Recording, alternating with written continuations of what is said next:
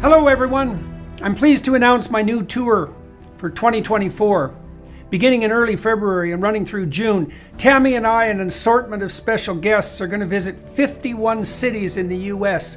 You can find out more information about this on my website, jordanbpeterson.com, as well as accessing all relevant ticketing information. I'm going to use the tour to walk through some of the ideas I've been working on in my forthcoming book, out November 2024, We Who Wrestle with God. I'm looking forward to this. I'm thrilled to be able to do it again, and I'll be pleased to see all of you again soon. Bye-bye. The biggest protesters are not people staying inside the tent cities. They're often members of the official opposition in our province, which is the NDP, which is a socialist party within our province. But the vulnerable people in general have been pretty excited once they realize what opportunities they have. I mean, do you want my approach, which is to reach in, send a warm bus, load everybody up, bring them to a nice warm facility, give them shower, foods, and access to medical resources, or to be left inside a tent freezing to death, taking poison, right?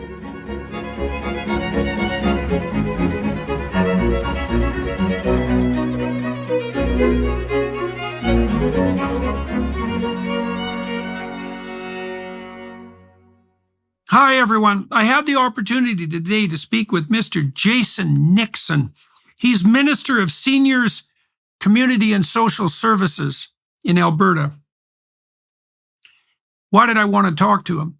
Well, the Albertans under Danielle Smith have taken a very forthright stance recently, for example, against the trans butchery and deceit that increasingly characterizes the Western world. But more, they've also taken forthright action in relationship to the springing up of all these so-called tent cities that now blight the landscape throughout North America and elsewhere. And they haven't done that in a heavy-handed and punitive way. They've done that in a very intelligent and thoughtful way. They've removed 200 of approximately 300 cities already in Alberta and really began the enterprise only in December. And I think what's happening in Alberta, I'm hoping what's happening in Alberta could be a model for what could happen in jurisdictions like North America wide. And so that's why I decided to do this podcast. And with Mr. Nixon, he has a very interesting history. His father had lived on the street as an addict and alcoholic and was rehabilitated relatively young in his life, and then spent the rest of his life helping homeless and addicted people. And Jason grew up in that environment. He grew up surrounded by homeless people, even in his own house.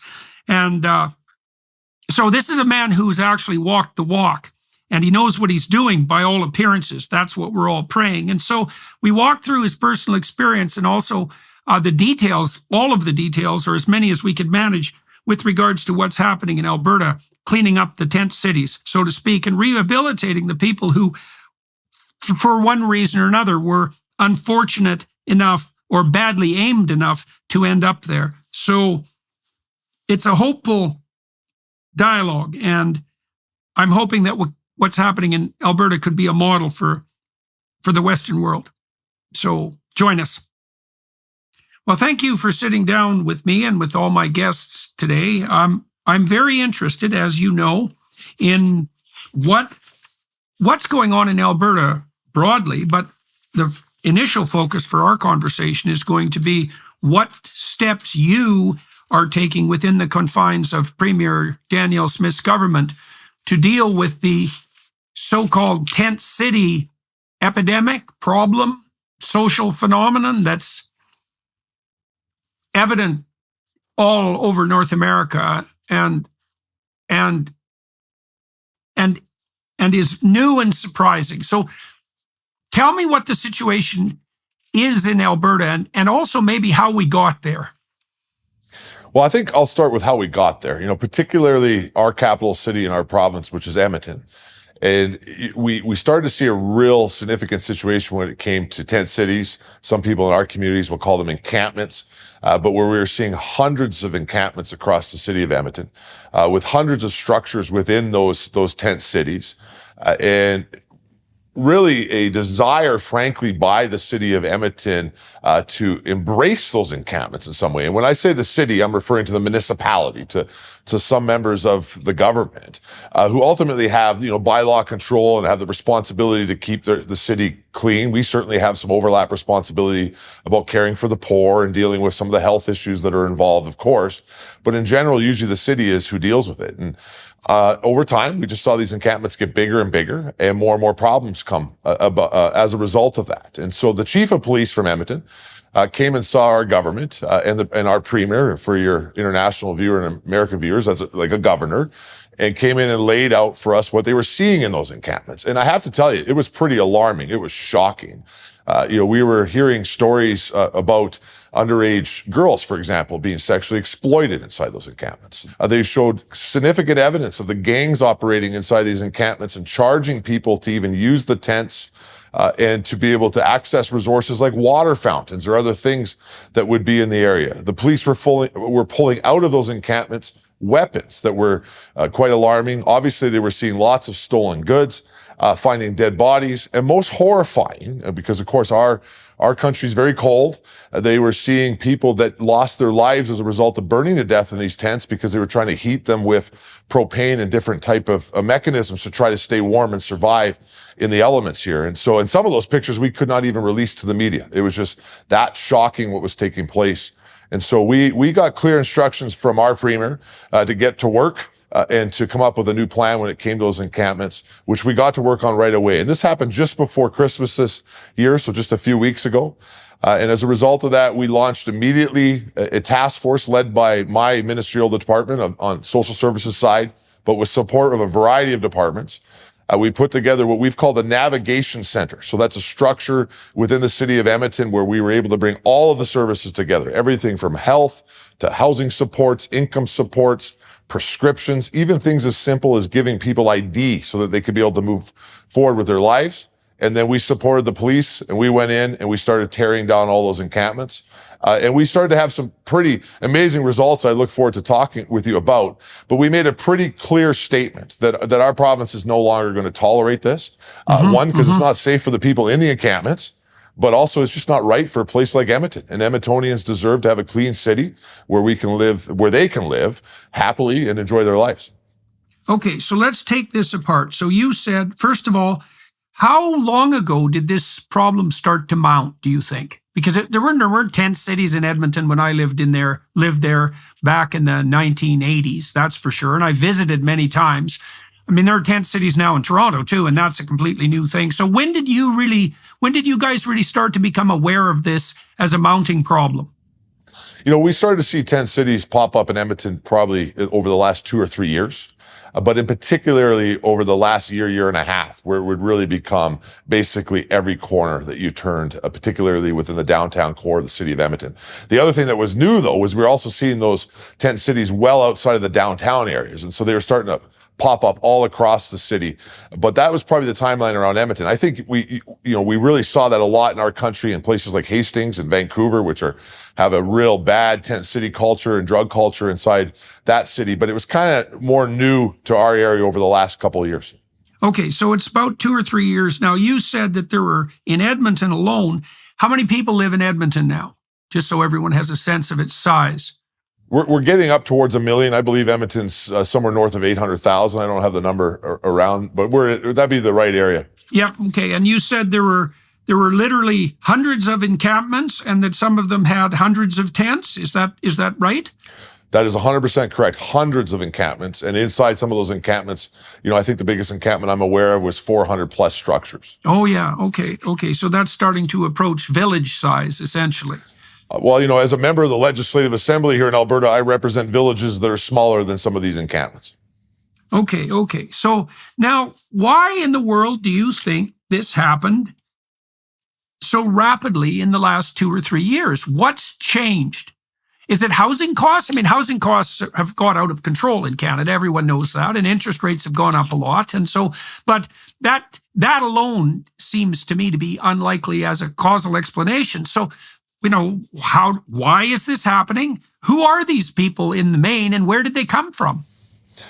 Yeah, housing is a real issue in our country, particularly given some of the bizarre federal policies that we've seen from our federal government in Canada and the inflationary problems that we see in North America.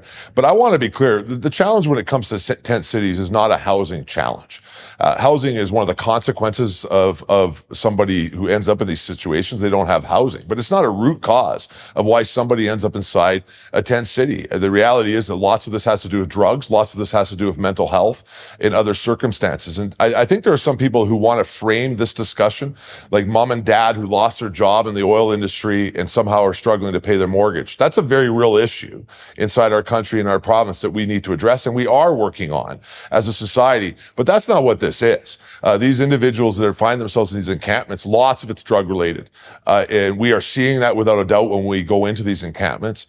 It drives me nuts personally as a minister responsible for this in our province that certain elements on the left continue to want to discuss this issue in the context of housing. It's not. The root causes of homelessness and why people are in tent cities are something very, very different. And he asked what has changed that we would see that more. There has been much more a culture, certainly in our country, of accepting abusive behavior to oneself, including using drugs, and a concept that we need to embrace that and accept that putting poison into people's bodies is how we help them deal with things like addiction. And that's something our province has rejected underneath the leadership of multiple premiers, but particularly Premier Smith, where our province has been really dedicated on focusing on addiction recovery and helping individuals in this circumstance. But there's certainly elements of our province that just want to let it continue. And so some of that is what's undertone of all of this issue when it comes to encampments and tent cities inside our province. Okay, so let me push on that because I want to make sure that I understand this completely. All right, so you make the somewhat surprising claim, I would say, that in your opinion, a small percentage of the variance in this problem is accounted for by economics specifically related to housing. Now, it's interesting to me to have you say that because if you were inclined to make political points, you could do that just as effectively on the housing and inflation side as you could on the drug use tolerance side, let's say, right? So I can't see any a priori reason why you would come down as a political agent on one side of that argument or another. But what is it that's made you so convinced that it is in fact a drug problem? To what degree is it an alcohol problem as well? And what drugs are primarily the cause at the moment? And is that part and parcel of the new wave of drugs that has entered the North American economy? So, are you certain that it's drugs and alcohol? How much alcohol, how much drugs, which drugs? So again, I want to be very clear. I don't dispute that we have housing challenges. And you're right, I can make political statements on that alone that I think could be very clear. But that's a different issue. And why I'm so certain about that is because of what we're seeing from the individuals that we've now been able to successfully get out of these encampments into our social services process with supports around them. And the vast majority, I would say all, have some sort of mental health issue. And the vast majority are also facing addiction issues as a result. And we're seeing things like fentanyl, which is a major drug that is impacting all of our societies across North America and the world. We're seeing much more of that in our communities now. Methamphetamine is a real big issue inside our communities. There certainly is alcohol. And some of these drugs are changing. Fentanyl is a major drug that has been evolving on the streets. It has real serious fatal consequences to individuals involved. But that is what is taking place inside these tent cities. Often it's a place where individuals seem to be doing drugs. So one other thing that we found out, I actually should point out, is that the vast majority of individuals that we're interacting with in these encampments afterwards are also using our emergency shelter system and other services in our province to be able to stay warm, to get food, to get other resources to be able to survive on the streets. But they're using those tent cities as a place to be able to score drugs, as a place to be able to use drugs. And that is the culture that is taking place in most of these tent cities. I'm not saying every person, but certainly the vast majority of who we interact with in these tent cities has got some sort of drug and or alcohol addiction. Oh, okay. So let's take that apart a little bit. I mean, so back in the early 70s, that's really when it started, there was a leftist anti-psychiatry and anti-institutionalization movement. It was driven in part by the kinds of concerns that were brought to light by movies such as One Flew Over the Cuckoo's Nest, which really was quite a genius movie and a great novel and written by a psychiatric orderly who had seen plenty of abusive situations within institutions, to be clear. They were hardly places you would go for a picnic. But the leftist solution to that was to demonize the psychiatric profession and to deinstitutionalize. And the solution was to produce community alternatives that would help integrate these oppressed people who had been falsely diagnosed with mental illness by evil psychiatrists back into the community. Well, suffice it to say, those additional resources were never made available, not in any fundamental way. And many of the so-called mental illnesses those people had were actual illnesses and not figments of totalitarian psychiatrists' imagination. And so what deinstitutionalization really meant was that many mentally ill people ended up in prison. That was the fundamental, or on the streets. And so this homeless epidemic is a late stage consequence of the fact that we abandon our attempts to provide proper institutional care. So we'll get back to that. Now, you said that the vast majority of the people who are in these tent cities have a drug or multiple drug and alcohol problem, and that they are utilizing all sorts of other resources, but that they're using the tent cities in particular as a place to gather and get easy access to their illicit drugs. Now, obviously, if you're not naive out of your skull, that's an amazing opportunity for gangs, for drug peddling gangs, especially the ones that are peddling the hard and addictive drugs. And so, the problem with this hyper-compassionate approach, these poor people, they need a place to live. They might as well move into the parks. Who are we to stop them from having a place to live? They're all economically challenged. Is that it belies the reality of the drug addiction problem that you described and the criminality that goes along with it. But there's something even worse. There's something even more nefarious about it. It completely eliminates the possibility that even if you brought a group of people who were suffering together in this unstructured manner, all you would do is invite the psychopathic gangs to come in and take control. Now, you said that's what's happened, that not only are these tent cities, so-called, places of massive drugs distribution, they're sources of ongoing revenue for not only for gangs, but for organized gangs. And so for like hardcore, multiple offense, dead set against the public order criminals to prey on people who are vulnerable, the addicted population, let's say, and to prey on them in a multitude of ways. You skipped over some very interesting details, like they're being charged to stay in the tents. Well, by who? It's not like anybody owns those tents or the land. Okay, they're being charged to get access to water. And then there's what, prostitution gangs? And if not prostitution gangs, what, open rape? Like, exactly what did you guys see when you started delving into this subculture produced by the toxically compassionate? So you're 100% right. And when I say gangs, I'm talking about very organized gangs, definitely organized crime. The police brought the government very clear evidence, which they have presented to the media, including photographic evidence of what is taking place inside these tent cities that show that the gangs have control within them and are certainly abusing vulnerable people as a result of that. It's obviously a place where they're selling drugs. It's obviously a place where people are getting access to things that they should not. But we also have received clear evidence that people are being charged even to get to water fountains, is a common thing that the police have brought to us. This for me personally was one of the things that I was just shocked that the media in my province did not cover as much as they should. Some of the early tent cities that they went into, the police came out with evidence of minor children being sexually exploited within these tent cities. That alone, for me, was enough that we needed to tear them all down. Full stop, completely unacceptable. So, and then the other thing that I should point out that the chief of the Edmonton Police Service really has done a good job of articulating for the media is how much stolen property in and of itself is being stored within these tent cities. I mean, they went to this one area where there was a mound of bicycles that were clearly stolen, that were bigger than me. And Jordan, I'm a real big guy. I'm about 6'8". There's a big pile of stolen property. And so there's been clear evidence time and time again that documents what is taking place with the gangs inside these areas. And you're right. They are exploiting the most vulnerable amongst us. And so it's not safe. And I think the key point to this is it's not safe for the people in the tent cities, and it's not safe for Edmontonians. And I think this is the same circumstance you would see in any other major city in North America where these tent cities are taking place. Financial experts thought we were in the clear. While these experts anticipated rate cuts, inflation in the United States is still a significant economic concern. Think about it.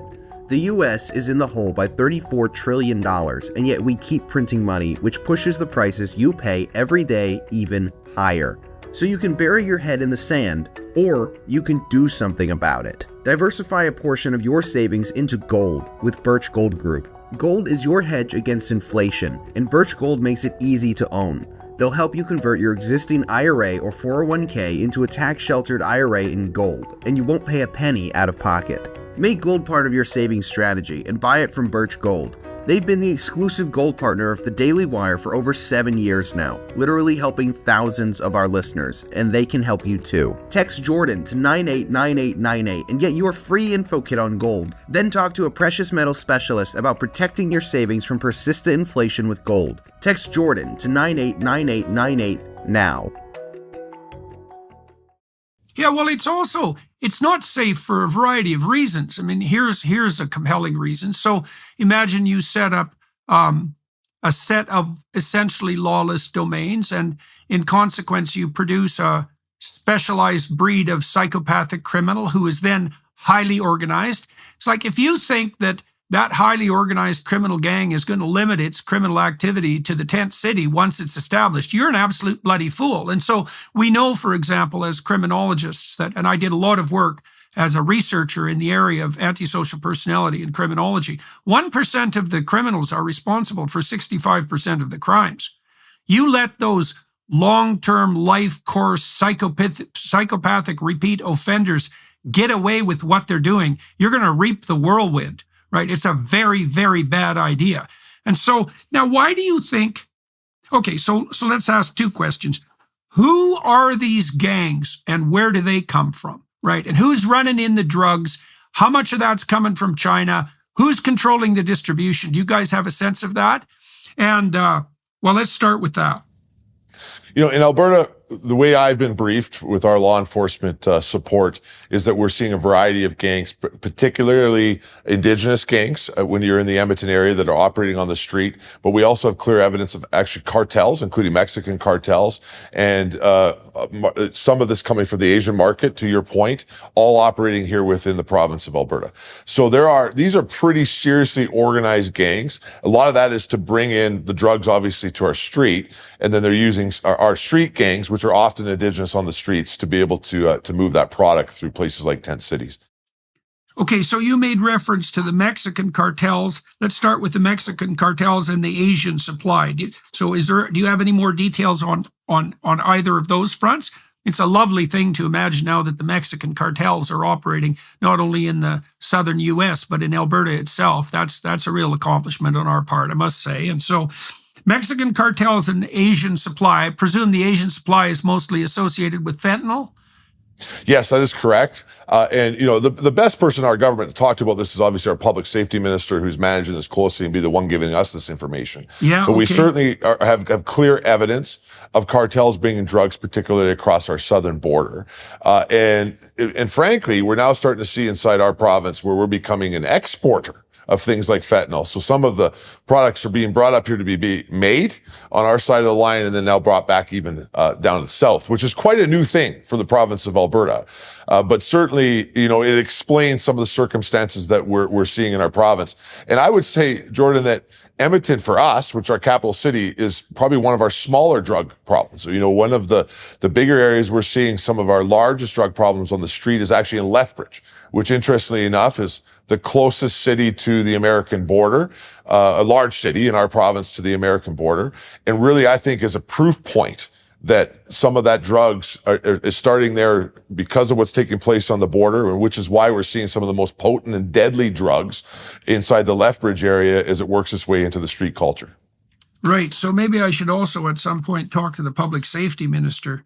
So, okay. And then you mentioned Indigenous gangs. Okay. So now when I lived in Alberta in the 1980s, now that's getting to be quite a long time ago, 40 years ago, there weren't organized Indigenous street gangs, or if there were very few of them. I mean, Edmonton was a stunningly safe place with the exception of a few blocks downtown, which by, say, American standards were still relative, American downtown dangerous standards was still pretty civilized. Yeah. There was just not a problem. So what's shifted in Alberta and what is the makeup and origin of these Indigenous gangs?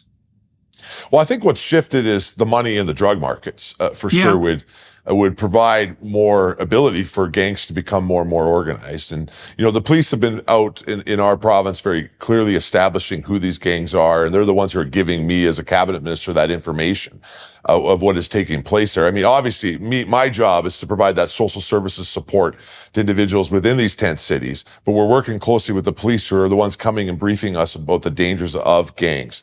And there is no doubt in the city of Edmonton, but also across our province, that we continue to see that organized gang element increasing. My personal view is, and I think the police would agree with me, that a lot of that is being driven obviously by drugs. And, as I think I used to work in a homeless shelter. I grew up in a homeless shelter. My father is the founder of one of the largest homeless shelters and organizations that work with the poor in Western Canada here in Calgary called the Mustard Seed. And we did not see anything like this type of drug activity even 15 years ago. We would never have imagined a spot where we would see individuals working within shelters seeing multiple overdoses a day, and sometimes multiple fatalities in a week inside their facilities.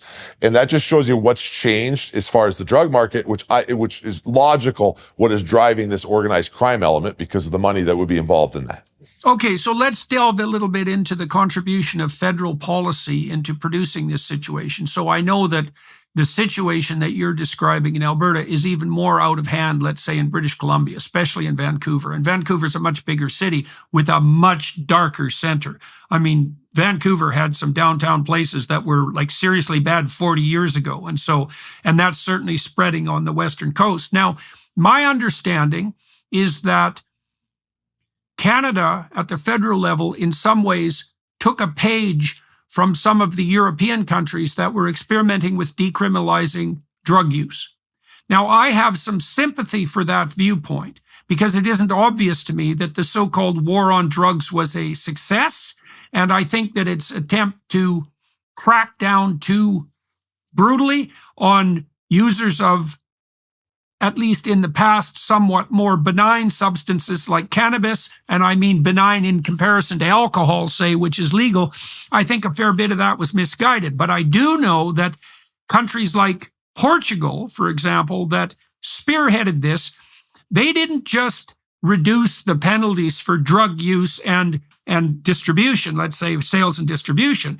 They did that in concert with what seemed to be the kind of things that you guys are trying to pull off in Alberta, right? It wasn't like the Portuguese allowed people to be stoned out of their mind derelicts on the streets just because they stopped criminalizing use of even the harder drugs. And my understanding is that in Canada, we did the first part, which was the easy part, the decriminalization that allowed the moralists to hand wave about how compassionate and wonderful they were. But we didn't do the second part, which was the conscientious part that involved the identification, treatment, cleanup, and even sometimes criminal prosecution of people who had gone a little too far down the drug-taking hedonistic road, let's say. So how do you see the problem that's that's developed in Alberta as a manifestation of a broader change in legislation at the federal level with regards to drug policy?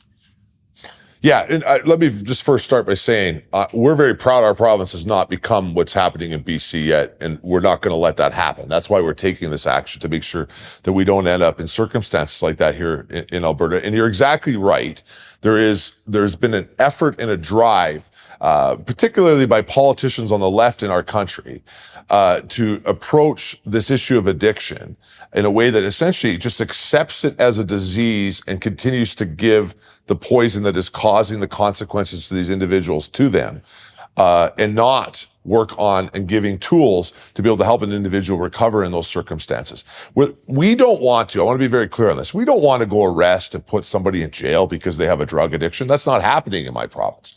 The opposite is happening. We are reaching out to those individuals, we're getting them into circumstances where they can be safe, and we're providing them with the resources that they need to be able to recover. What the other side of this argument believes is that you need to just put them in a place like a tent or an apartment paid for by the taxpayer and continue to allow them to have poison put into their body, and that somehow they will either magically get better. Well, the reality is they won't. I call that palliative care for drug addicts. Yeah. And that is where really the big difference is in our philosophy. It's a death sentence, particularly when you're dealing with things like fentanyl and these type of drugs now. I mean, it's just going to get you at some point. I mean, alcoholism, which can be a real tough circumstance, and we're dealing with that too on the streets. Yeah. But that is many decades to get to what we're seeing some of these new drugs do to people in weeks on our streets. The reality is that there's no safe supply when it comes to fentanyl. You cannot take fentanyl safely. Eventually, you're going to OD. This is why inside medical facilities, even where people are taking fentanyl, often paid for by the government, or other types of chemicals like that, have to have nurses there to be able to interact with overdoses. Our government really believes we need to go the other way, which is that we need to reach out to individuals in this circumstance. We need to invest in resources that they will need to deal with root causes that have caused their circumstances, and give them a way to be able to recover. And that's where it comes. But, I think the 10 cities prove that we're right, because the reality is if anybody thinks putting an individual in tents in minus 50 degrees Celsius in Canada is a safe way to live, with propane tanks exploding and people burning to death and all the things that I have just described today, that is more safer than what Alberta is saying, which is come on into the shelters, let's get resources around you, and let's help you get better. And you know what's interesting, Jordan, is the individuals that are coming out of the encampments, most of them actually want what we're bringing forward. And that's why in the last 3 weeks, as we've done encampments, over 200 of those individuals coming out have gone to what we call our navigation centers so they can navigate support. They've received over 500 referrals to different services. Many of them now are in permanent housing type of circumstances, actively working on their recovery, dealing with the medical circumstances that may be around them. And ultimately, many of them will go on to have productive lives. That's what we want. That's humane. What the other side is selling is just accepting that somebody's going to die and giving them a death sentence. I like that you use those words, because I think it's true. That's the result of what they're doing. No doubt about it. Yeah. Well, there's always made if that fails, So yeah, exactly. Okay. So now. I was interested in talking to you in part so that we could walk through a description of the tent cities, and then even more importantly, shed some light on the fact that such cities are almost immediately taken over by the most psychopathic gangs you can possibly imagine. That's an important thing to establish, because it eradicates the notion that this is some kind of compassionate approach to these poor, unhoused people who are just trying to live, in a happy community. No, wrong. Okay, but mostly why I wanted to talk to you was on the remediation and treatment side. So the first thing I want to ask you is about your sociological goal. Now, you implied at the beginning of this conversation that there aren't going to be any more tent cities in Alberta. Now, is that the goal? Like to return to 30 years ago, say, where there weren't tent cities? That just didn't happen. There's the odd person under a bridge. There's the odd homeless person. It was very, very rare. There certainly weren't communities of homeless people. So is your government's goal to attain that end? And if so, how far along are you, and what's your timeline? So yes, our goal is to make sure that we are not seeing dangerous tent cities inside our cities. I can't outright say that we would ever be able to fully eliminate, tent cities could pop up at any time, but that we would stop in the future this being the management tool to help with this population, and instead that we would invest in proper resources. And most importantly, what our government's doing that I think is courageous is that we're actually stepping in as a subnational government to support a municipal police force to take down those encampments. And we're going to do that for two different reasons. One is to help the individuals which I'll get to in a minute, the individuals that are in those encampments. But second, to help our citizens who live in places like Edmonton. Edmontonians don't deserve to have this in their community anymore. They deserve to be able to walk down the streets and feel safe. The last 3 weeks as we tore down encampments, Jordan, our team with the city of Edmonton collected 129 tons of garbage out of these tent cities alone, including 3,000 needles. So it just shows you what is taking place inside those tent cities and how dangerous it is to the rest of the community. But we want to go one step further. We want to then make sure these individuals receive full wraparound supports and the best opportunities that they can to overcome the situation that they find themselves in. Okay, we're not delusional. Okay, we do realize there's still going to be homeless people, but we don't believe it should be this many. Okay, so we'll go to the treatment of individuals in a moment. So I want to flesh out the sociological element a bit more first. So first of all, I'd like to ask you, one of the things that's happening in Toronto is that the tent cities increasingly occupy public spaces. And I think that's utterly inexcusable because I don't believe that the municipality, for example, has a right to either take away parks from people, including children who use those parks more than any other people and need them, especially in the cities. They certainly don't have the right to take those away. They don't have the right to take them away and award them to other people who don't own them and haven't purchased them and have no contractual right to them whatsoever. And they also don't have the right to fail to protect those parks. And so tell me where you saw the tent cities emerging and what that meant just in terms of occupation of land for the people, say, in the surrounding neighborhoods. So I've seen tent cities emerge in many different type of locations within the city, but you're right. Most often it ends up inside the green spaces in the city. And I know you know Edmonton, so the beautiful river valley of the North Saskatchewan River that flows right through that city, you would see tent cities all through that area. And well, that's areas where people go and jog and they ride their bikes on the weekend. They take their dogs for a walk, and it's part of, wanting to live in the city and being able to get outside within that area that you call home. You see the same thing in Calgary along their beautiful Bow River that flows through that city. That's often where you would see tent cities pop up. I've also heard horror stories, particularly in the city of Lethbridge, which I mentioned has a really tough drug problem right now, of families trying to take their children out inside playgrounds in local community parks, and them ended up being sometimes punctured by needles or other things that are happening because the tent cities that have occupied that little park, that, it may not be as big of a tent city as we sometimes see in Edmonton. It may only be 4 or 5 instead of hundreds, but it's inside that area where children are playing. So you're right. It takes away from, people being able to enjoy the city and that green space that they have. And, in Banff National Park inside our province, for some of your American viewers, very similar to Yellowstone, a pretty beautiful place. I like it. I can't just take my tent and set it up anywhere I want and start living and causing trouble for everybody else who wants to be able to come and enjoy the park. It's a silly argument for anybody in municipal politics to say that this is the right thing to do for their constituents, is to allow something like this beautiful green spaces to be wrecked for the people that they represent. Starting a business can be tough, especially knowing how to run your online storefront. Thanks to Shopify, it's easier than ever. Shopify is the global commerce platform that helps you sell at every stage of your business. From the launch your online shop stage all the way to the did we just hit 1 million orders stage, Shopify's there to help you grow. Our marketing team uses Shopify every day to sell our merchandise, and we love how easy it is to add more items, ship products, and track conversions. Shopify helps you turn browsers into buyers with the internet's best converting checkout, up to 36% better compared to other leading commerce platforms. No matter how big you want to grow, Shopify gives you everything you need to take control and take your business to the next level. Sign up for a $1 per month trial period at shopify.com/JBP. Go to shopify.com/JBP now to grow your business no matter what stage you're at.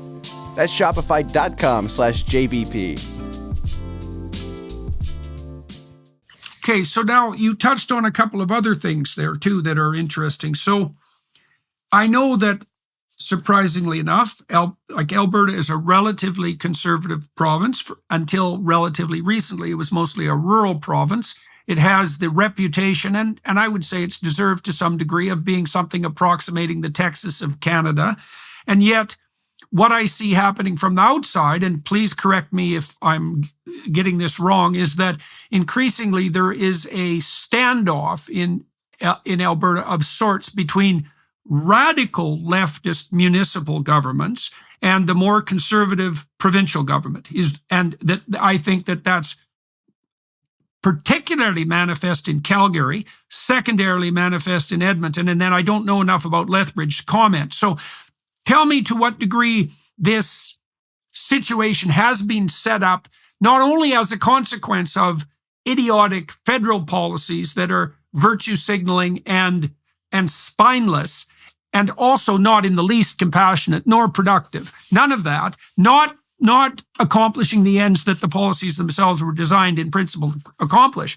There's a federal component to this, but then there's also a municipal component. And one of the things I've observed happening in Canada and in the United States, but really in Canada, is that the radical leftist, faux compassionate, narcissistic types have seized control of the smaller elements of the governmental institutions, including municipal governments. So I know that you have to step somewhat carefully, given your position in Alberta, in relationship to such a discussion. But, we did allow for some criticism of the federal government and its relationship with the province. Well, there's no reason not to do the same thing on the other side. What's the situation with the municipalities? And then, well, there's a segue in there, because you also mentioned that there's a strange cooperation between the provincial government and the municipal police on this front, which is quite strange, right? Because it means that the province is going around the municipal governments directly to the police. That's a strange. So can you flesh that out for me so I can understand it more thoroughly? Yeah. Well, let me start with the police. So, in our structure, something like the Edmonton Police would answer to a police commission. So while they are a municipal funded organization, also funded by the province to a certain amount, the chief of police answers to a police commission, not to city council. And that puts the chief in an interesting spot. And when we have somebody like the chief of police of Edmonton come to us and say, I'm dealing with a crisis, I think I need you guys' support. This is an emergency situation. The cool part about my province is our government's prepared to jump in, even if it's a little bit unorthodox, because we know we need to support that important law enforcement agency. And you're right, there is some interesting dynamics there. That would be the Edmonton Police Service. And I think some of those dynamics are probably more that the municipal council has to navigate more than us, because we just want to get to work and be able to help people. I will say this, that we're happy to work with every municipal government. We recognize that they're elected. That is our job as a province, and we will do so. But you are correct. I'm happy to say that our large cities over time seem to have more left-wing mayors and often city councilors, though not all of them, than certainly my Conservative Party here in the province of Alberta. I don't think I'm saying anything that would shock anybody, given that the current mayor of Edmonton is a former Trudeau cabinet minister. I'm not saying anything about him personally. He's certainly not on the same side of the political spectrum as me.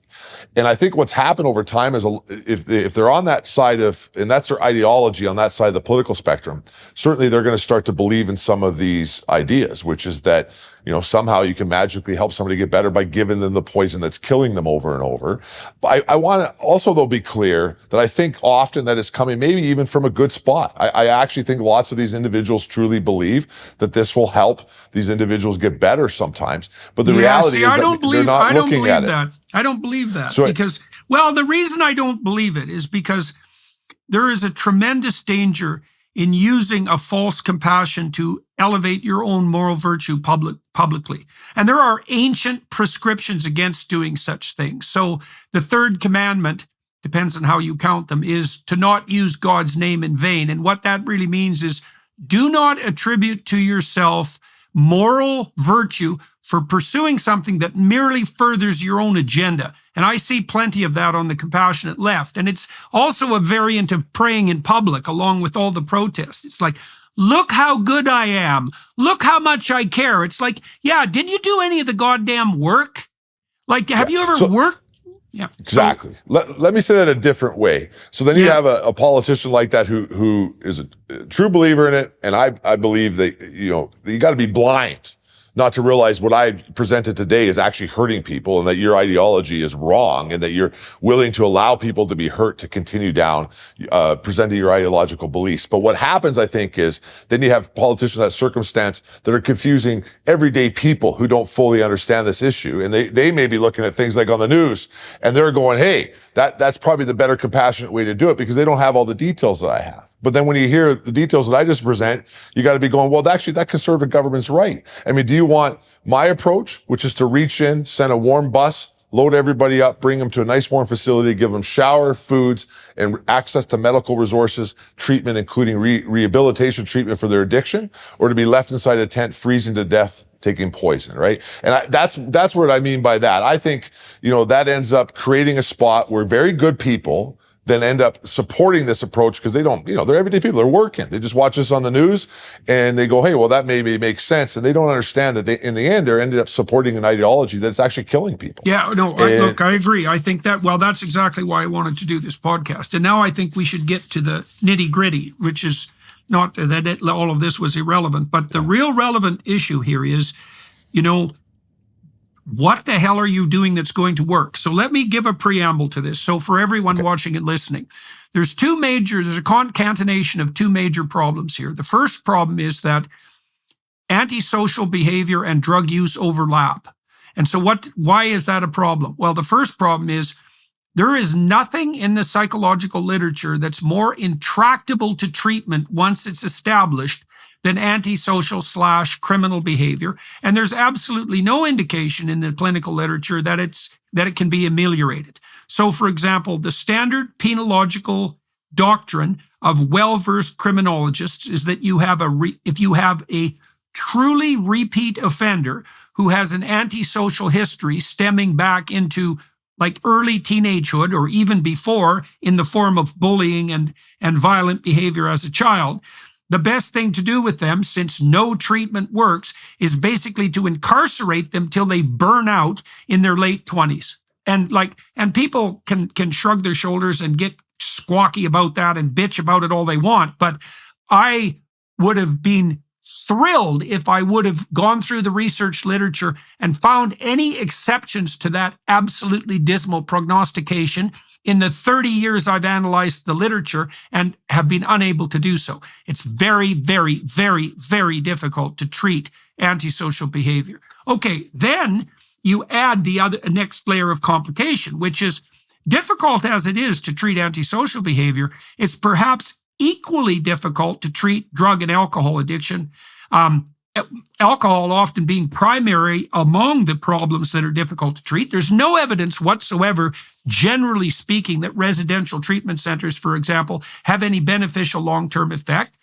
They do function to get people off alcohol while they're in the centers, but almost invariably what happens is that when you put the people treated back into their old environment, they instantly relapse. Now, this is not to say that no one ever recovers, because most people do, in fact, straighten back up. But it isn't obvious at all how treatment can do that. So that puts policy people like you in a really tough bind, because you're dealing with a population that's very, very, very hard to serve. And so the first thing I would like to know, you talked about these uni-service centers. So I would like to know just what does it mean to offer people treatment? How do you tear down these tent cities exactly? Like, what are the nuts and bolts involved in that? The process. What do you do? Do you go in there and just tell me how you clean up the cities, and then tell me how it is that people are directed into treatment. And then we'll get into the worst problem of does it actually work? So I'll start with how we're dealing with it. And now Edmonton's where we're piloting this approach, and I think we're going to mimic it elsewhere in our province, because we are pretty excited about the results. But let me tell you what we do first. So obviously my social services team at the Ministry of Social Services is in contact with the police. The police inform us that the encampment is coming down, and they deal with the law enforcement side of that. So deal with any elements that they may encounter in there that obviously need to be arrested, warrant issues that are taking place. They handle law enforcement, but we're there. So they move in? Like, okay, so they make a decision. Yep. And what are the laws under which under what legal pretext do they move in? Why do they have the right to do this? So two issues that we primarily use. One is around just straight up bylaw enforcement. And, there's obviously rules about being able to just go build structures in different municipalities. And the second and more common one of late, from my understanding, is around fire safety issues. I mean, we have had some pretty serious fires and propane tank explosions. The numbers are quite staggering. And so it is a legitimate fire issue. And so the police have to come in. They're not the firefighters, obviously, but the police have to come in because of the safety issues that are involved. Now, do you warn the people beforehand? And how many policemen do you need per number of tent city occupants? What are the logistics here? Yeah. So the city of Edmonton has an encampment policy where they were trying to put upon the police, I believe, to provide 72 hours notice that they were going to go into those tent cities. Okay. This is something we actually disagreed with, because the reality was that just caused people either to move. It certainly gave a heads up to that organized crime element that there was about to be law enforcement activity. And so, and there was a court case taking place in our province from some activist groups who were trying to stop the police from being able to do this or enforce notice requirements. The city of Edmonton and the police actually won that case, and that has allowed us to be able to go in and be able to address this without notice. And so what happens is, obviously, we're notified. We arrive with the police, and when I say we, I mean social workers and our team that are designed to support the police. They work closely with them. The police secure the area. They deal with their end of it. But at that point, we have a warm bus right there, ready to go. Everybody is offered an opportunity to be able to go to what we call our navigation center. Okay, that's everybody. So that you offer that to everybody in the camp. And what's the biggest camp that you guys have managed to take on at a time? Well, I think the biggest camp that I've heard of would be 300, 350 structures since we started this process. Interestingly enough, though, you would only find probably a few dozen people actually within that tent city when we arrived. I see. Okay, so you're looking at numbers under 100 when you're moving usually, in, and you're okay. So that's what, 5 or 6 buses, 4 or 5 buses, something like that. Yeah, it would depend on the circumstance. Obviously, there'd be police intelligence, and our team would be given a rough idea of what they think is going to be coming. While we're arriving on scene, they're radioing back to that navigation center. They're saying, "Here's how many people we think we have coming in." One of the big things we have there is we have the ability for them to be able to load in totes their personal belongings. We don't want anybody to lose their stuff. We even take pets, Jordan. We can load the pets up on that bus. Couples can go together, and we get them from there to the warm navigation center. And they arrive at that navigation center. There's showers available right away. There's food, coffee, things that people may need. Obviously, it's a warm location. We also have shelter beds there for, sometimes people need to dry out or something that may take place. Obviously, there could be medical circumstances that need to be addressed. Obviously, anybody who would need a hospital, of course, we would use paramedics. We would get them immediately to emergency. But beyond that, everything else can be handled in that navigation center. And so when you get there, you interact with our staff, and then there's multiple different stations throughout it, which I'll talk about. And the genius, I think, of what we've done here is we brought, instead of trying to take this person from, these tent cities all over the city to all these different services, we brought all the nonprofits, all the government services together in one spot to come around that individual. And so they'll arrive and they can get full medicals. There's our medical teams for the street that can deal with that. Access to prescriptions. One of the most interesting things that you find that a lot of individuals in this circumstance need is ID. They don't have ID no more. So we have our ministerial colleagues over in Service Alberta who handle our ID in our province. They're there right on site. They can give temporary ID immediately to these individuals, and then we can get their permanent ID ordered, all the pictures. They obviously have access then to income supports, be able to register for things that they may be entitled to that they did not know, and then ultimately towards things like temporary housing, emergency housing, and eventually permanent housing resources so they can interact with those individuals. And of course, access to drug recovery programs, which we can talk about in a moment. But that is all happening in that one location. And so we've been at this for about 3 weeks. We've seen, well over 200 individuals come out of those tent cities and actively participate in this process. We referred to over 500 different services, and we've been pretty impressed with the results of that. Now, that may seem like a small number, but given what we've been working on, this is kind of a real micro area that we're working on. But we think it's been so successful that we're getting ready to bring this right into our actual emergency homeless shelters, which are thousands of individuals, and into other areas where our social services system interacts with the same type of clientele. And again, with the goal of saying, how do we help you stop the circumstances that you're in and move forward? I also want to stress that we talked a lot about drugs today, but there's a lot of mental health issues that are taking place, including schizophrenia and some real challenges, right? These are very serious mental health issues. And by being able to come in, and we have our Alberta Health Services right around us, again, pharmacist support, we can really get some really needed things around those individuals to start to have a good conversation about what a more successful and healthy life might look like. Going online without ExpressVPN is like leaving your kids with the nearest stranger while you go to the restroom. They're probably not a kidnapper or a serial killer, but why would you ever take that risk? Every time you connect to an unencrypted network in cafes, hotels, or airports, you leave your data vulnerable. Any hacker on the same network can steal your personal data, such as your passwords and financial details. It doesn't take much technical knowledge to hack someone. Hackers can make up to $1,000 per person selling personal info on the dark web. ExpressVPN creates a secure, encrypted tunnel between your device and the internet, so that hackers can't steal your sensitive data. It'd take a hacker with a supercomputer over 1 billion years to get past ExpressVPN's encryption. I love how easy ExpressVPN is to use. You just fire up the app and click one button to get protected. Plus, it works on all devices, phones, laptops, tablets, and more, so you can stay secure on the go. Secure your online data today by visiting expressvpn.com/Jordan, expressvpn.com/Jordan, and you can get an extra 3 months free. That's expressvpn.com/Jordan. Okay, so I got a couple of questions there, and some procedural. I want to discuss some procedural issues too. Okay, so the first issue is I'm trying to imagine what it's like for someone in a tent encampment to be, let's say, displaced in that manner. And you could imagine two stories. One is that people are pretty damn pissed off that the cops have showed up and are now, tearing down their structures.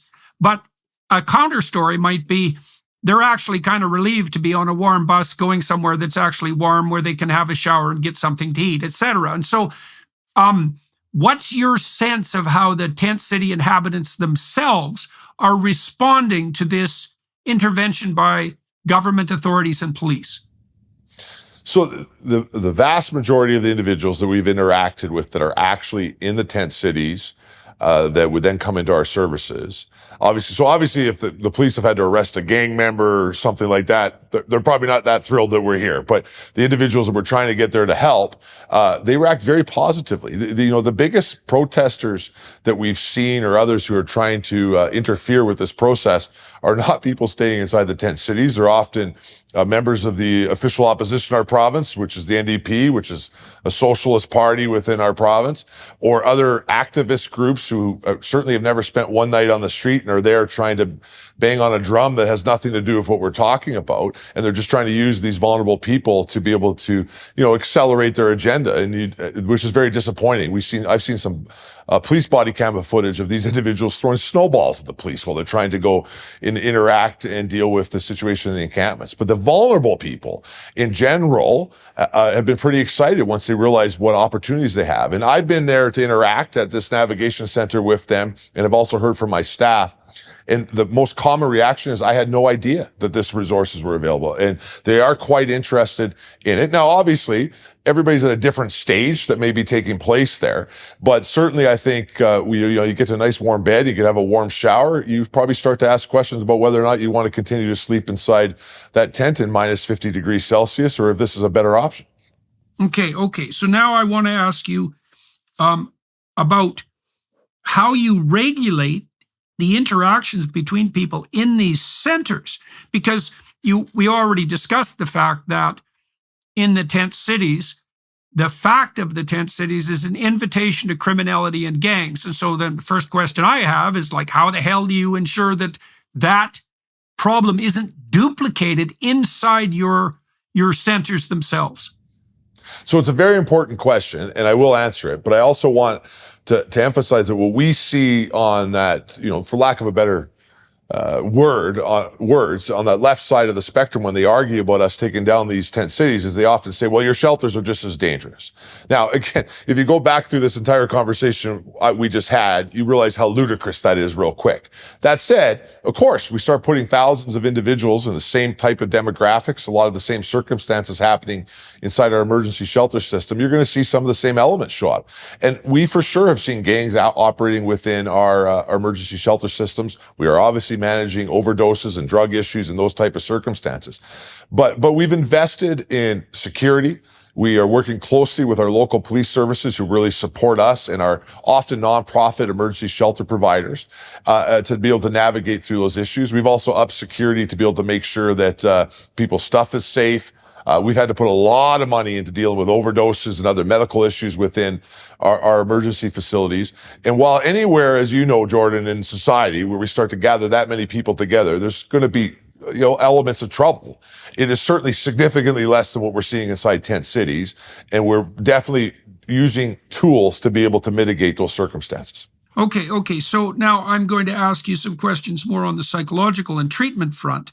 As I said, I spent a lot of time looking into the viability of treatment processes that are widely distributable and effective, and on the psychological front, and with regard to addiction counseling and the treatment of various forms of mental disorder. And they're few and far between effective treatments. So I want to ask you a couple of questions. The first is, have you guys given some consideration to the maximum size of your facilities? Because my suspicions are that the smaller you keep those centralized centers, the less trouble you're going to have with their spiraling into criminal activity and gangs, and the more welcoming you'll be able to make them for people who are being taken off the street. So that's the first question. What have you seen, and are you tracking the data pertaining to the size of the initial treatment facilities?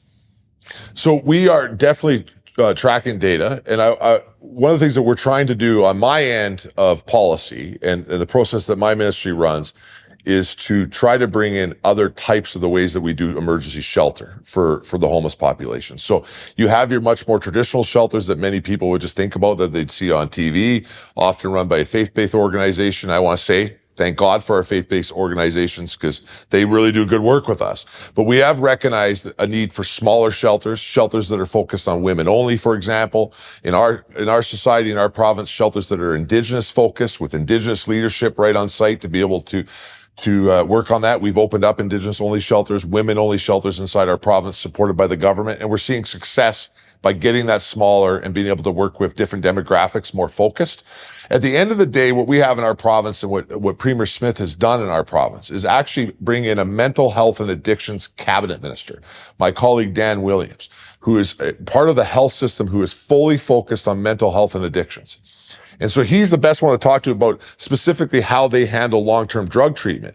But my job now is to rejig the entire social services system in our province to end up connecting to that. And that's where there's a real difference in viewpoints between us and the left, right? I mean, where they want us to build shelter systems where everybody can keep doing drugs and just accept that behavior and ignore the negative consequences of that. We are building shelter systems and processes that connect into the work that Dan Williams and his team are trying to do. And it is a whole different way of thinking. I don't know anywhere else in the province where you've got an entire social services system focused on actual recovery care long-term for individuals, right? So we're not in the business of trying to warehouse people. Our job is to find individuals, support them with their immediate medical needs, and then try to connect them to long-term opportunities to get them better. Okay, so that brings me to the second clinical issue I wanted to bring up. So you can treat people's present distress, but much of people's present distress is rooted in a kind of nihilistic and anxiety-ridden hopelessness. And they say, it's been said forever, that the people perish without a vision. And one of the things you do see with people who adopt a very short-term strategy towards life, which can have a criminal element or an addictive element is that they don't have anything resembling a vision for their life or a plan. And so we experimented, my colleagues and I experimented with the provision of planning software. And so we have a program online called Self-Authoring, which is very inexpensive, requires no supervision whatsoever to administer, that's completely private, and that's actually accessible to everyone to some degree, assuming a basic level of both literacy and ability to use a computer, but virtually everyone can use a phone now. So, that's less and less of a problem. Okay, so it's called Self-Authoring, this program. Okay, so now the first thing it does, it's got 3 stages, and you can do just one or all 3. Let's say 1 or 2 or all 3. The first stage has people write out what's essentially an autobiography, and it's a good treatment for trauma. So it asks people to go through their life, to write their life story, essentially, but it provides them with a lot of different prompts. Break your life into 6 epochs. Describe the major positive and negative events. Then it walks you through an analysis of those events. And so what that tries to do is to situate people in relationship to their past and bring them up to the present. Okay, so this is where I came from. These are the events that shaped me. And this is where I am now. Okay, so that's the past authoring. Now, the present authoring helps people assess their faults and their virtues. So it presents them with a variety of descriptive statements that they can check off, and then it aggregates the ones that they're most convinced about. And it says, well, it helps them walk through an analysis, which is, what stupid things are you doing that hurt you, as far as you're concerned? And what are your strengths that you could capitalize on if you decided to move into the future? Okay, so that's the second stage. The third stage, this might be most relevant to your endeavor, is the future authoring program. So here's the program. So people who are writing the essay, let's say, are enjoined to imagine that they were treating themselves like they were someone they wanted to help. Okay, now project yourself 5 years in the future. Okay, so here's the deal. Within the bounds of reason, you can have what you want and need, but you have to specify what it is. You have to aim at it. Now, we're always moving towards an end. And so if you don't have an aim, you don't have any hope, because hope is experienced in relationship to an aim, and you're anxious because there are too many places to go. So you bind yourself with a vision and you give yourself hope. All right, so 5 years down the road, what would your life look like if you were educating yourself properly, if you were in a career that was the one you wanted, or at least a job that was the one you wanted, if your family was put together in some reasonable manner, if you had the friends that you needed, if you were regulating your drug and alcohol use, which needs a plan and not merely cessation of addiction, if you were contributing to your community, if you were taking care of yourself, if you were occupying yourself properly with your time outside of work. If you could have what you wanted, what would it look like? Okay, the reason I'm telling you this, there's 2 reasons. Number one is it's dirt cheap. It's easily accessible. And we have produced solid empirical data, and this has been replicated in other ways in other labs using writing exercises. The worst, so if you take young men who have a bad academic history, and they do this future authoring exercise for 90 minutes when they're orienting themselves at college, they are half as likely to drop out. Half. Right. It produces an increment of 35% in grade point average. Right. 3 separate studies. One at Mohawk College in Ontario, so basically a trade school. One at McGill University, and 4 studies. 2 studies that were aggregated at a business school in the Netherlands. And the most potent effects were for the worst performing minority young men. Right. So one of the things that might be worth considering is people who are lost need a plan. They need to figure out who they are, and they need a plan. Now, that's an expensive proposition, but this process circumvents the expense. And then there's another upside, which is, apart from it not costing anything, it has no negative consequences, right? So even if it fails, it isn't going to hurt people. Right. So I'm curious. So far, you see, we've kind of approached the addiction and the homeless problem as something akin to an addiction, which is, let's say it's a consequence of craving in the present. But that's not all an addiction is. An addiction is something that destroys the future. And so people often, look, the addiction literature is crystal clear. People will not stop taking their drug of delight until they have something better to do. So young men, for example, are very much likely to abuse alcohol with some regularity. Most of them quit around 24, 25, something like that, when they take on like a full-time job and adopt some adult responsibilities. But until then, they think, well, it's entertaining to drink myself into the ground 3 nights a week. And many of them do. But as soon as there's something better to do, they quit. Now, if you don't have anything, we even saw this with rats. So, for example, you cannot get rats that are integrated into a social environment addicted to cocaine. Yeah, I know the study well. Yeah, right. If you isolate them and put them alone in a box, they'll take cocaine in preference to everything else. Okay, so I'm wondering, have you guys integrated anything like what would you say? A process that helps people generate a concrete plan into the treatments that you're offering? So how it's taking place in Alberta is because we have our mental health and addiction ministry. They're bringing forward, I'm going to talk a little bit about what they're doing, recovery programs. And you're right. I mean, I used to do this for a living before I was in politics. So I follow a lot what you're saying here, Jordan, and about, having to get that community together. Obviously, got to deal with the immediate issues that somebody's dealing with, maybe immediate trauma. There could be some pretty significant mental health issues. You start going down the road of schizophrenia, as you know, we're going down a different type of path. But in general, you got to get community around people. You got to deal with their immediate issues, show them a path forward. You're right, goal setting.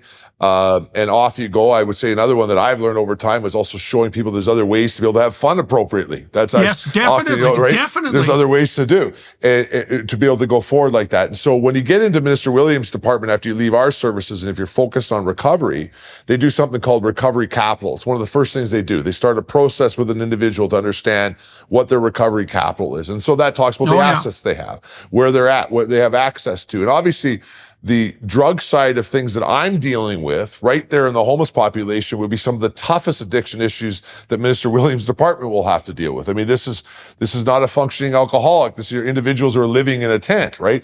And they're in very different circumstances. So they'll have lower recovery capital, but that means there's going to be more that needs to be done to get them to recovery. But certainly they put together that process. What's different though in Alberta is we're committed to that process. And so if you see other provinces or other jurisdictions in the world, they want to go to a different process. They want to go to put them in an apartment paid for by a taxpayer, let them do drugs till they pass away. That's essentially what it comes down to. Go in there and say, you know what, you've got this disease called addiction. There's basically nothing that can be done. We just want to support you and make you comfortable. Alberta, we don't believe that. We believe that individuals can recover. We believe the science is there. It's hard work. You're correct. But our job now in our social services sector under the leadership of Premier Smith is to build a system that bridges into these recovery programs. They're being built by our colleagues in mental health and addiction. And then the next part is really important, that we have a system on the other end of those recovery programs. Because you're correct, they go into something like an addiction treatment, they get the tools to deal with their addiction, set long-term goals, get through that process, and then you come out. And what happens too often is you come out there and you just end up relapsing because there's nothing that's built around it. Oh, virtually certain, yeah. Yeah. And so we're really focused on both ends of it. We want to build a social services system that brings people into active recovery, support obviously our colleagues who are doing the recovery, and then be there on the other end as you come out of recovery. Post-housing, post-support. And that's going to look very different for different people. I mean, particularly if you're dealing with different trauma, different circumstances. But in our province, we don't want to accept that you're going to be in palliative care for drug addicts. We want to get you to where you can get the help. We want to get you the help. And then we want to support you as you go on with the rest of your life. And when we've done that, we're seeing people have very successful lives. Jordan, you can beat addiction. And there's some more complications now with the different drugs we're seeing and what it's doing to brain chemistry. And, it makes some of this more challenging. But the reality is we do not accept in Alberta that if you're addicted to a drug, that this is a fatal disease. And our job is we are rejigging our social services system to make sure that we are all focused on that when it comes to drug addiction. We're currently in the midst of Lent, the 40 days leading up to Easter. Many Christians are choosing to give up alcohol, social media, and other distractions to focus more on prayer, fasting, and giving. Hallow's annual Pray 40 Challenge is one of their most popular. Last year, over 1 million people joined, and this year, there are 1.62 million people praying as part of the challenge. This year's Pray 40 Challenge focuses on surrender and includes meditations on the powerful book, He Leadeth Me, by Father Walter Ciszek. The series follows Ciszek, an American priest and missionary, through his imprisonment and subsequent enslavement in the Soviet Union during World War II and the Cold War. His story is one of ultimate surrender, and participants in the challenge are called to surrender their worries, anxieties, problems, and lives to God. Our very own Dr. Peterson's wife, Tammy, was recently featured in Pray 40, where she shares her story about being diagnosed with terminal cancer and how she personally surrendered to God. The Hallow app is truly transformative and will help you connect with your faith on a deeper level. So what are you waiting for? Join Hallow's Pray 40 Challenge today. Download the Hallow app at hallow.com/Jordan and you'll receive an exclusive 3-month free trial and hear Tammy Peterson's story of personal surrender. That's hallow.com/Jordan. Okay, so I'm gonna double down on this again because it's such a crucial problem and it's so difficult to solve. So I knew this woman named Joan McCord, Dr. Joan McCord, and she was one of the first female PhD criminologists. And I know her when she was quite an elderly woman, and she had taught at Temple University for years, and she was a pioneer in the field. And she did this study in a place called Somersville in Massachusetts, and back in the late 30s. And it was the first large-scale social intervention program to address, what would you say, to ameliorate the circumstances of children in neighborhoods where antisocial personality and criminality and addiction were a likely consequence of the disarray in that environment. Okay, so they set up, on paper, the intervention looked wonderful. There were literacy programs for the children. There were parenting programs for the parents. There were social skills programs for the children. They tried to offer them the resources they needed to be successful in a way that you would expect intelligent people to offer those resources. And they went above and beyond the call of duty, you might say. They took all the kids out of Somerville and took them to summer camps out of the city for 2 weeks a year, to give them some immersion in nature and a chance to get away. And everyone loved the program. The kids loved it. The parents loved it. The teachers who were involved loved it. The social services types and the psychologists, et cetera, who were involved, they thought this was a bang up. But they did one fatal thing, which is they actually built evaluation into the program. And so they assigned the people randomly to treatment and non-treatment group. And then after the program had run for a couple of years, they revealed the results of the study to themselves. And the kids in the treatment group did worse on almost every measure. Right, and so they were absolutely shocked. And it turned out, it took a couple of years to figure out exactly what had happened. But what had happened was that taking all the kids who were most prone to criminality and putting them together for 2 weeks in a camp was a school for criminality. Right, and that effect was so detrimental that it not only obliterated the effects of all the interventions, but reduced them, or reversed them. So Joan McCord, Dr. McCord, spent a lot of the rest of her life traveling around talking to politicians, for example, in positions like yours, saying, look, whenever you introduce any intervention whatsoever, make sure you budget for evaluation, because just because your intervention makes sense doesn't mean it's going to work. Now, you alluded to the fact earlier that and this is part of what makes me so skeptical. I worked with a group of criminologists centered in Montreal for 7 years, looking at the genesis of antisocial behavior, the treatment of addiction, all these sorts of things with really well-qualified people. And one of the things I really learned was, don't be so sure your stupid intervention is going to do what you hope it does and nothing else. Typical conservative attitude in some ways, right? Law of unintended consequence. So I'm wondering what systems of evaluation you guys have built in, really on the scientific side. Like, are you in a position where you can track the results of what it is that you're doing? And is there a team that's involved in helping you do that? And if so, what have you done, and what are the results of your evaluation so far? How do you know they're credible even? No, it's a great question. It's the right question too. And speaking as a longtime cabinet minister, you're right. I mean, often we're investing in programs with the best of intentions, but you can end up making things worse, particularly in files like we're talking about. If you're really interested in this, I hope eventually you get an opportunity to sit down with Minister Williams, who's leading it specifically on the work we're doing on addictions. But I will tell you, on the other side of the file, the reality is we have not done a good job as a province on the statistics side. This, to me, is what's actually most alarming. And so we are right now diligently putting in statistical systems all across our housing and homeless shelter spectrum so we can understand the numbers. And we're starting this with, obviously, this tent city process, because we've been able to build the new navigation centers where we got good ability to be able to do statistics on site and understand what's going on. And we are going to evaluate that program based on its results. But one step further we've done underneath Premier Smith is we are putting in evaluation programs across our entire social services system on results, particularly on results when it comes to actually recovery. And that could be beyond just addictions. That could be, in the case we're working on individuals who are obviously on our welfare programs. What that would look like is, well, how many people within these programs are ending up back at work? You're asking us for an investment of millions of dollars for work placements. Well, the proof is how many people are coming off the rolls every year. And so if you're coming back up to me as the minister and saying, I need this many more $1 million a year, above population growth, well, clearly, why am I investing in your employment programs, right? And so, there's been a lot of good programs like that in my big ministry that I think are worth looking at, but we are not going to allow it to continue without clear assessments based on results. And, we're about at 6-7 months into that process as a department since I took over this ministry. And I really believe over the next few years, we'll see much more ability to answer that question. But you're 100% correct. I would say one of the things I've learned in my time in this file is that we actually can't answer that question with credibility. Now, of course, we have to keep helping people. We can't stop, we're not going to let people freeze to death, and we're not going to let children live on the streets, and we have to deal with these issues.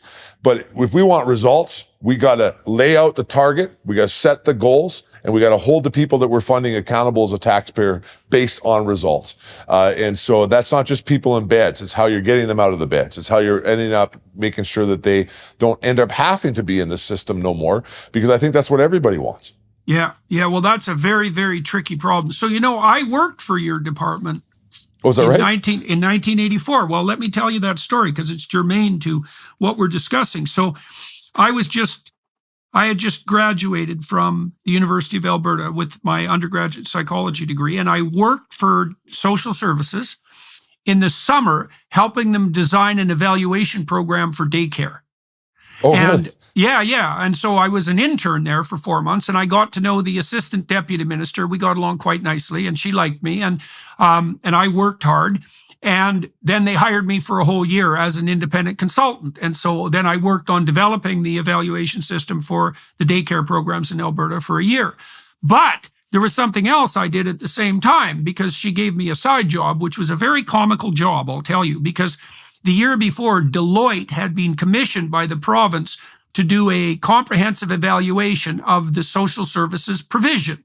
And so Deloitte charged the provincial government some rate that you can well imagine would be commensurate with what consulting services like Deloitte charge. And they produced a bunch of numbers about what was spent and what the effects were and so forth that were hypothetically measurements. And then my boss at the time said, could you update these numbers? And I thought, well, that's a pretty funny request because I'm not Deloitte, but I could give it a shot. And so I did that over a few months. And the first thing I found out was that none of those numbers were real. So for example, social services couldn't answer a basic question. This is one of the questions she wanted answered. I think her name was Melanie Hotz, if I remember correctly. Yeah, and she was a very sharp lady, this woman.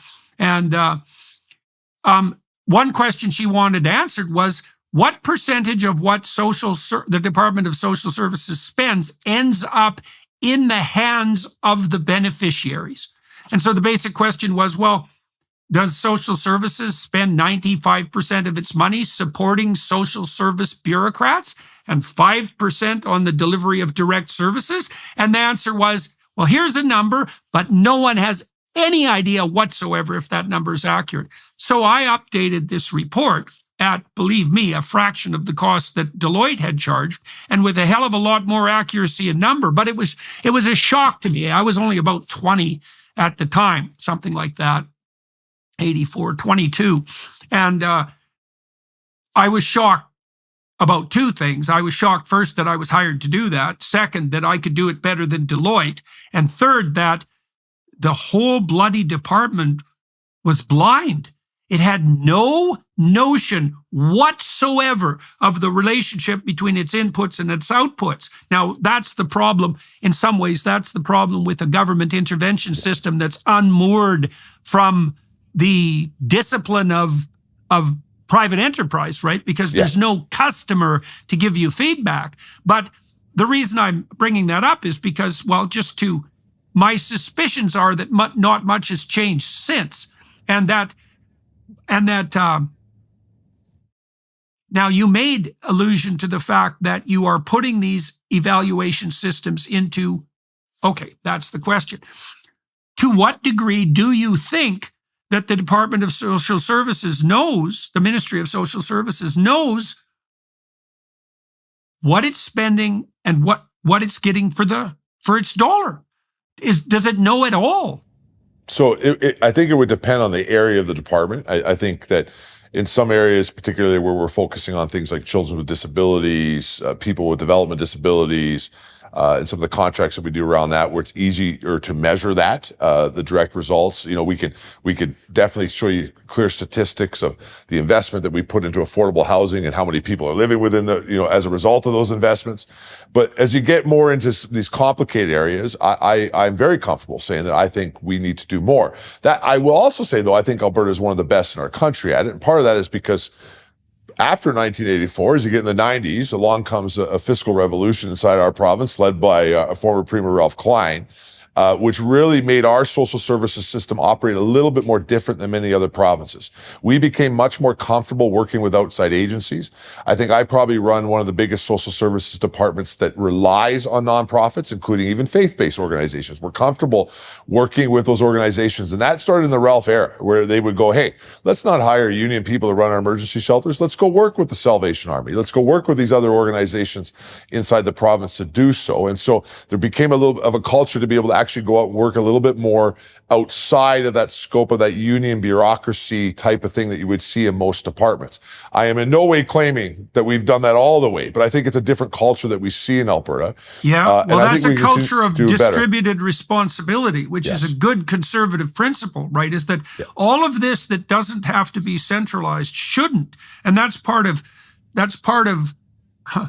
providing people with, what would you say, the responsibilities that actually give them meaningful lives, right? You don't want the centralized agencies to be giving handouts and offering what would you call security and stability to people so that they don't have to provide it for themselves. It's not going to work, and it's not good for them.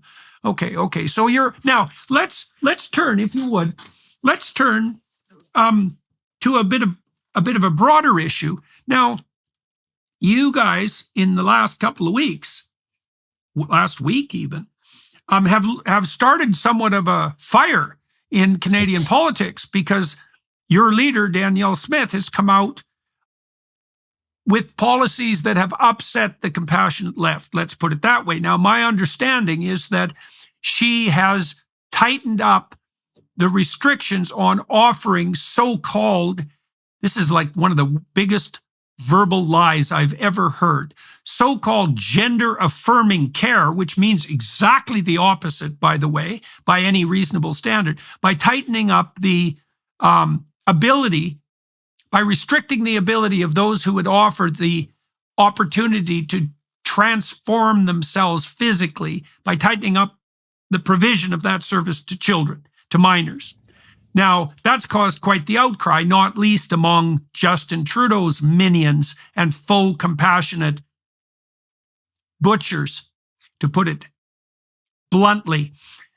Can you tell me a little bit more about the nature of that policy, how you guys organized yourself so that you had enough gall and courage to manage this? Because it's a very rare thing that's being done.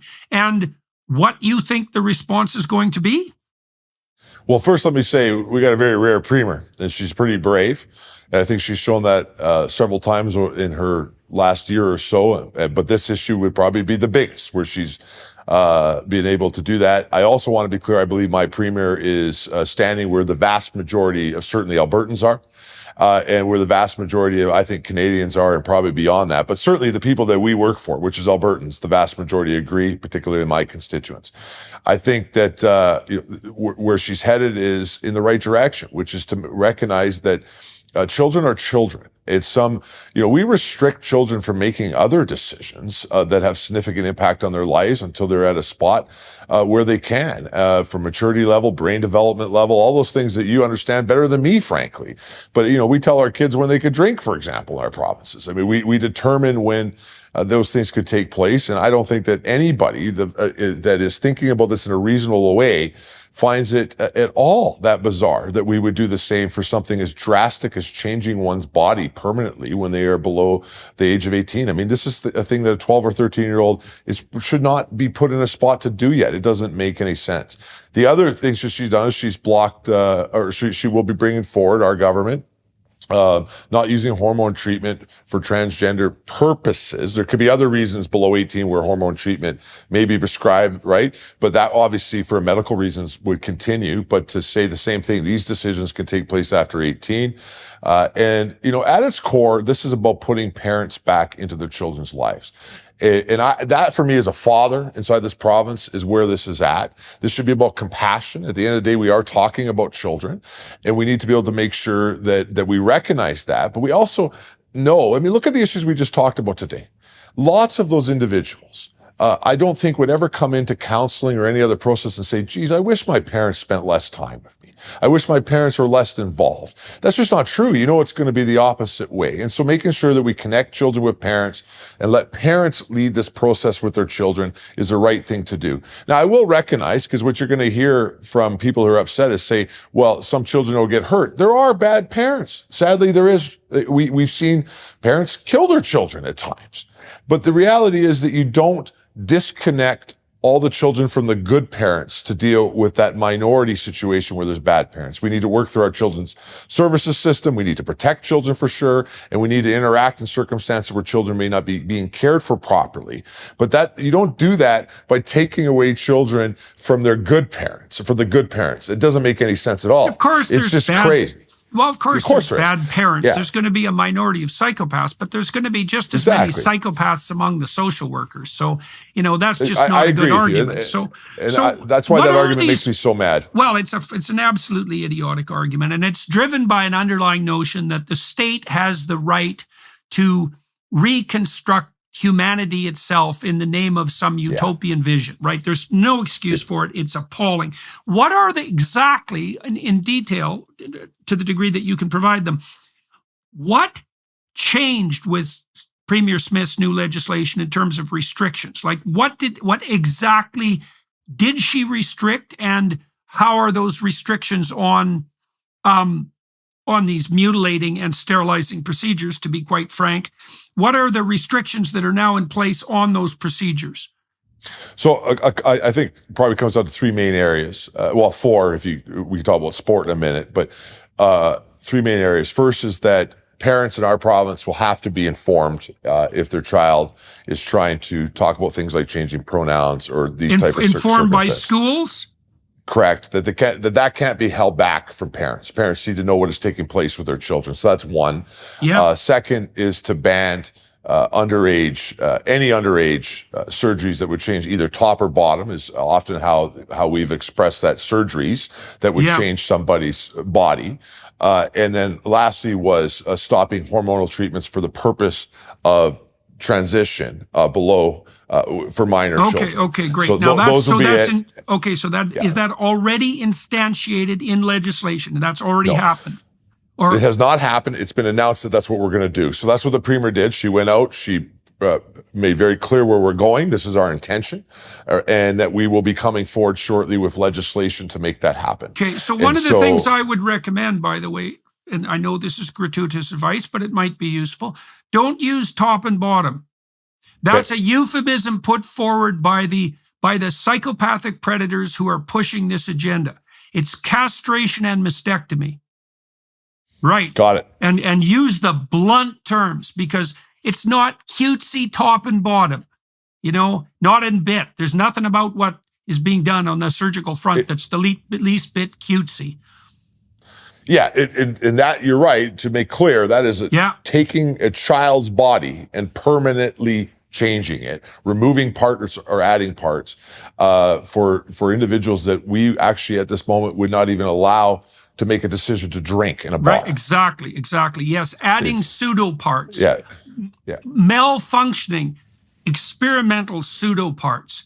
Right. At the moment, at the same time, pretending that they're the same as the real thing, which they're not at all in any way. Right. And then I want to add the fourth thing that she's doing, that we're doing, so our government, under our Premier's leadership, which is to make sure that women can participate in their sports and not be in a circumstance where an intact biological male and or a former biological male can come along and participate in their sports. And so in our province, we don't want to be a spot where a hardworking female athlete is all of a sudden in an MMA fight with a guy my size. I mean, it's insane. I want to it's insane. Exactly. 84%, I believe, is the last poll I saw of my provincial neighbors who agree with these points. And so I actually don't believe this is that controversial. I think people want to make it controversial. But anytime that we're standing up for minor children and parents working in their children's lives, I think we're in the right spot. So I can share a little bit of my experience on that front with you guys. You're already in this. You're going to get a lot of angry, narcissistic psychopaths screeching at you. And they're going to make a lot of noise, and they're going to attempt to damage your moral reputations. If you apologize or back off, you'll lose, they'll win. If you hold your course, it'll be real intense for about a month, and then everything will shift radically in your favor, and you'll be seen as pioneers. If you can just tolerate that intermediary period of boiling oil, the sorts of epithets that Trudeau and his demented dimwits are hurling your way, you're going to come out of this. You're going to come out of this as amongst the most forward-looking political leaders, not only in Canada, but in North America. And you could make a big bloody difference all across the continent and maybe in the West more broadly. So I would say all the noise you're generating, that's a sign that you've hit the target very squarely. I agree with you. And I can assure you that the Premier and her cabinet are 100% dedicated to protect. This is about protecting kids in our mind. And that, if we can't do that as leaders, we have no business being in these jobs. And so we're very comfortable. We're going to stay the course. We're going to protect the children of Alberta, and we're going to continue to make sure this is the best province in our country to live in. Okay, so one final question. What proportion of the 10 cities do you think you've dealt with already, and how fast do you think this process is going to roll out? So we've got a little over 200 of these 10 cities down already. I think the last report I saw is we got about another 78 to go. Now, what's going to happen now? We're going to start to see them try to pop back up again. So there's going to be another round where we're going to go in there. And this is one of the reasons why we're not playing around with notice. This is not acceptable in our cities. And we will move quickly to support the police to take down the next round. And eventually people will learn that's what's going to take place. And then I think you'll see two things happen. You'll probably see some of this pressure move into our underground transit systems, and we're going to move the same way there. We're going to say that's not going to be acceptable here. We're going to use the same process. We're going to support the police to get people to supports. And then I suspect what will happen is we'll probably start to see some pop-ups just for nights, and then they move. And at that point, we've had success with permanent tent cities, and then we'll reevaluate where we go next. And so we're very dedicated to this. My boss, Premier Smith, has told me this must be done. And when she tells me something's going to be done, it's going to be done. All right. All right. Well, it sounds like the next person from your government that I could talk to and should, perhaps, if he'd be willing, is Minister Williams. Yes, and we could set that up. And I know he's a big fan and would be excited to do it. In fact, he's probably a little irritated with me that I got to go first. So if you get him up, he'll be excited. All right. All right. Well, I think we should definitely set that up. And then we should probably also do another podcast with the minister responsible for higher education, because we could have a very fun conversation about that too. I would like to watch that one. So any way I can help get that connected, well, I'm happy to do it. Let's do both of those. Okay. I thought this went very well. And so thank you very much for your time today and for answering all my impertinent questions and for walking through all of this in detail. I'm hoping that Alberta can provide a model for the rehabilitation of these tent cities across North America, because people really don't know what to do, and you guys have a pretty comprehensive plan. Now, it's reasonable to be skeptical about it because you're dealing with a hard problem. But the fact that you've already removed 200 of 300 tent cities, that shows some real will here. And it doesn't look to me like you've taken a particularly severe beating on the public front for doing this, right? It's caused a lot less furor, for example, than Premier Smith's move on the transgender affirming front. It certainly has been quieter. I will tell you, it's exactly what you said. We got hit real hard the first couple of days as we announced it. It was really loud. And we just stayed the course because we knew we were doing the right thing. And both the chief of police in Edmonton and myself have received more positive correspondence on this than any other issue I've done in my 10 years in government. There you go. That's the advantage of doing the long-term right thing. Yeah. Like, people will swing around behind you if you can withstand that initial trial by fire. All of these things, they're great opportunities, right? Because if you can see a serious problem and you can offer a solution, then, you've actually done your job. And wouldn't that be a wonderful thing? Yep, exactly. More of us should probably do it. Yeah, well, we should also set up a talk with the Minister of Energy, because I can help with all that. Let's do that, because Danielle also offered, announced when I was in Alberta with Carlson and with Lord Conrad Black, that Alberta is planning to double its gas and oil production. And that's a real slap in the face to Stephen Guilbeault. And he's certainly an individual who richly deserves at least one. And so I think we could have a very productive conversation about the true benefits of the fossil fuel industry in Alberta and how Canada could thrive and truly thrive and offer its resources to the world if Canadians could get their heads screwed on straight about just exactly what was what. And so let's do all of those. That would be good. I will. My guys are in the room with me here right now, so we'll note them all. We'll connect them with your people. I spent 3 years as Minister of Environment in Alberta, so Guilbeault was one of my counterparts. We won't get into that today, but I've got a few stories, and this is not a friend of this province. Oh, that's for sure. He is, and he's not a friend of Canadians. Where they're headed is to a very dark place. Dark and cold. A dark and cold place. I was about to say, and very cold place. Sure. So, well said. Okay, we'll get you connected with everybody, though. Okay. So for everybody watching and listening, you'll know, if you've attended other podcasts, that I'm going to take another half an hour with my guest on the Daily Wire Plus side, and we're going to talk about the genesis of his political career, and I would say also his hopes for the future, because I'd like to know about that and the conservative vision in Alberta for the future. And so if you'd be inclined to join us for the additional half an hour behind the Daily Wire paywall, you'd be more than welcome to do that. And you could throw a little support the Daily Wire Plus way, which I would also recommend, because they are at minimum a bastion of the free speech that is becoming increasingly difficult to come by in our society and that is threatened more and more on platforms like YouTube, which still has the good graces to offer the sorts of things that we're discussing today. So join us there. And thank you very much, sir. I'm looking forward to talking to your colleagues. You bet. Yeah, thanks for the forthright discussion. Bye-bye.